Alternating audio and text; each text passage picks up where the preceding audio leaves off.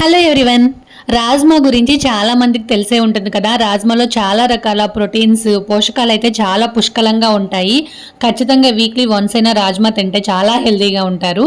అయితే ఈ రాజ్మాతో పులావ్ ఎలా చేసుకోవాలో చూపిస్తాను. లేట్ చేయకుండా వీడియోలోకి వెళ్ళిపోదాం. దానికోసం నేను ఇక్కడ 1 కప్ రాజ్మా తీసుకున్నాను. 2 కప్స్ రైస్కి 1 కప్ రాజ్మా తీసుకోండి. 2:2 తీసుకోవద్దండి, అప్పుడు మొత్తం అంతా రాజ్మా ఎక్కువగా ఉంటాయి, అంతగా బాగోదు. ఈ రాజ్మాని ఈరోజు మార్నింగ్ చేస్తుంటే ముందు రోజు నైట్గానే నానబెట్టుకోవాలి. మినిమం 6-7 అవర్స్ అయినా సరే నానాలన్నమాట, అప్పుడే త్వరగా ఉడుకుతాయి. ఇప్పుడు ఇలా నానబెట్టుకున్న రాజ్మాని ఒక కుక్కర్ గిన్నెలోకి యాడ్ చేసుకోండి. దానిలోకి కొంచెం పసుపు, కొంచెం సాల్ట్ వేసుకొని కుక్కర్కి మూత పెట్టేసి హై ఫ్లేమ్లో 7-8 విజిల్స్ వచ్చే వరకు ఉడికించాలి. అప్పుడే రాజ్మా అనేవి చాలా సాఫ్ట్గా కుక్ అవుతాయి. మీరు నైట్ చేసుకునేలా అయితే మార్నింగే నానబెట్టేసుకోండి. మార్నింగ్ చేసుకునేలా అయితే ముందు రోజు నైటే నానబెట్టేసుకోండి. ఇప్పుడు స్టవ్ మీద ఒక పెద్ద గిన్నె పెట్టుకోండి. అంటే మనం బిర్యానీ చేసుకోవడానికి సరిపోయేంత గిన్నె పెట్టుకోండి. దీనిలోకి కొంచెం ముందు నెయ్యి వేసుకోండి. నెయ్యి వేసుకుంటే ఫ్లేవర్ బాగుంటుంది. మీరు నెయ్యి లేని వాళ్ళు, నెయ్యి ఇష్టం లేని వాళ్ళు మొత్తం ఆయిల్తో కూడా చేసుకోవచ్చు. నెయ్యి వేసుకుంటే ఇంకా బాగుంటుంది. కొంచెం నెయ్యి వేసుకొని ఇంకో కొంచెం ఆయిల్ వేసుకోండి. కొంచెం మందంగా ఉన్న గిన్నె తీసుకోండి. వెడల్పుగా ఉన్న తీసుకుంటే మనకి రైస్ చక్కగా కుక్ అవుతాయి, ఏ బిర్యానీకైనా సరే. చూడండి, ఇలా బటర్ మొత్తం వెన్న అంతా కరిగిపోయిన తర్వాత దీనిలోకి కొంచెం ఆయిల్ వేసుకొని ఆయిల్ బాగా హీట్ అవనివ్వండి. నేను దీనిలోకి ఒక మీడియం సైజు ఉన్న ఆనియన్ తీసుకున్నానండి. అలాగే ఒక 4-5 పచ్చిమిర్చి తీసుకున్నాను. మీ కారానికి తగ్గట్టుగా పచ్చిమిర్చి అనేవి యాడ్ చేసుకోండి. ఆనియన్స్ కూడా మరీ ఎక్కువగా వేసుకోవద్దు, కొంచెం తక్కువగానే వేసుకోండి, సరిపోతుంది. మీడియం సైజు ఉన్న ఆనియన్ అయితే సరిపోతుంది. నేను తీసుకున్న 1 కప్ రాజ్మాకి. చూడండి, ఆయిల్ బాగా హీట్ అయిన తర్వాత దీనిలోకి ముందుగా మన పలావ్ దినుసులు ఉంటాయి కదా, బిర్యానీ దినుసులు, అవి మొత్తాన్ని వేసేసుకోవాలి. బిర్యానీ ఆకు, చెక్క, లవంగం, యాలకులు, పెద్ద యాలక్కాయ, ఇవన్నీ మీ దగ్గర ఏ బిర్యానీ దినుసులు ఉంటే అవన్నీ వేసుకోండి. ఎక్కువ మసాలాలు ఏమి అవసరం లేదండి దీనికి. ఇప్పుడు మనం కట్ చేసుకున్న ఆనియన్స్, పచ్చిమిర్చి కూడా వేసుకొని బాగా ఫ్రై చేసుకోండి. దీనికి ఎక్కువ ఇంగ్రీడియంట్స్ కూడా ఏమీ అవసరం ఉండదండి. చాలా తక్కువ ఇంగ్రీడియంట్స్తోనే చేసుకోవచ్చు. చాలా క్విక్గా కూడా అయిపోతుంది.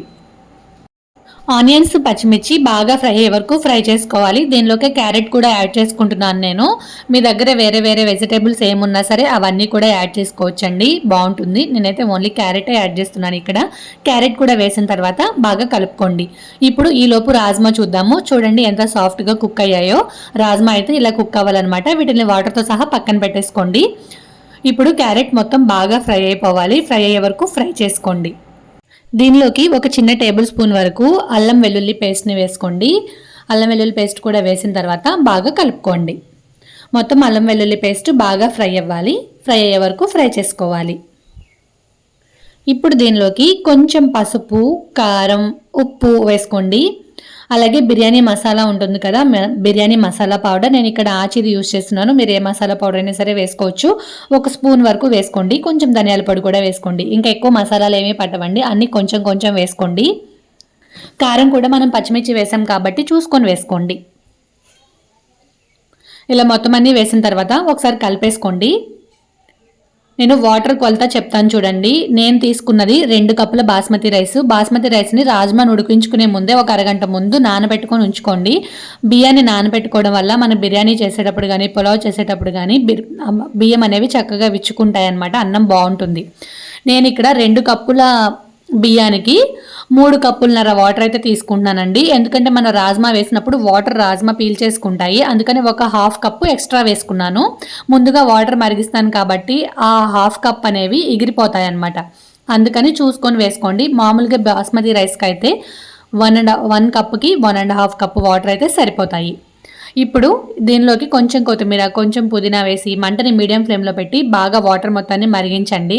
వాటర్ మొత్తం మరిగిన తర్వాత ఒకసారి సాల్ట్ సరిపోయిందా లేదా చెక్ చేసుకోండి. ఉప్పు, కారం అన్నీ సరిపోయాయి లేదో ఇక్కడే చెక్ చేసుకోండి. ఒకవేళ ఏమైనా సరిపోకపోతే ఇప్పుడే యాడ్ చేసుకోవాలి. మళ్ళీ తర్వాత రైస్ కుక్ అయిపోతే యాడ్ చేసుకోవడానికి ఉండదన్నమాట. నాకైతే కొంచెం సాల్ట్ తగ్గింది, నేను కొంచెం సాల్ట్ యాడ్ చేసుకున్నాను. వేసిన తర్వాత ఒకసారి మొత్తం కలిపేసుకోవాలి. ఆ తర్వాత దీనిలోకి మనం గంటపాటు నానబెట్టుకున్న బాస్మతి రైస్ని వేసుకోవాలి. రైస్ వేసిన తర్వాత మంటని మీడియం ఫ్లేమ్లో పెట్టుకోండి. మీడియం ఫ్లేమ్లో పెట్టి బాగా ఉడికించండి. ముందు రాజ్మా వేయకూడదండి. ఆల్రెడీ మనం సాఫ్ట్గా కుక్ చేసాం కాబట్టి చాలామంది రాజ్మా ముందు వేసేసి తర్వాత వాటర్ వేస్తారు. అప్పుడు రాజ్మా అనేవి మనం పులావ్ తినేటప్పుడు మొత్తం చితికిపోతుంది అనమాట, తినడానికి బాగుండదు. అందుకని నేను చెప్తాను ఎప్పుడు వేయాలో. అలా వేసుకున్నారు అంటే మీకు రాజ్మా కూడా టేస్ట్ బాగుంటుంది తినడానికి. చూడండి, ఇలా రైస్ మొత్తం వేసేసిన తర్వాత మూత పెట్టేసి మీడియం ఫ్లేమ్లో కుక్ చేసుకోవాలి. కుక్ అవుతున్నప్పుడు ఒక అరచెక్క నిమ్మరసాన్ని పిండుకోండి. దీనివల్ల రైస్ ముద్ద ముద్దగా అయిపోకుండా పొడి పొడిగా వస్తుంది. నిమ్మరసం కూడా వేసి ఒకసారి కలుపుకొని మూత పెట్టేయండి.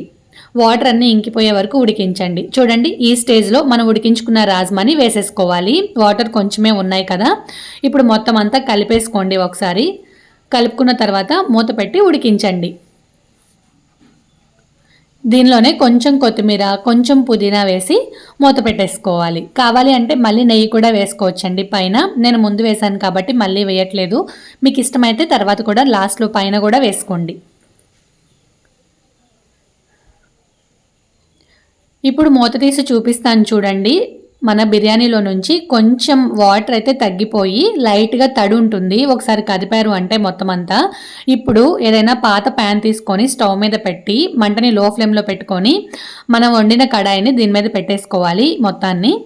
ఇప్పుడు లో ఫ్లేమ్లోనే ఉంచి ఒక్క 10 నిమిషాల పాటు అట్లా కుక్ చేయండి.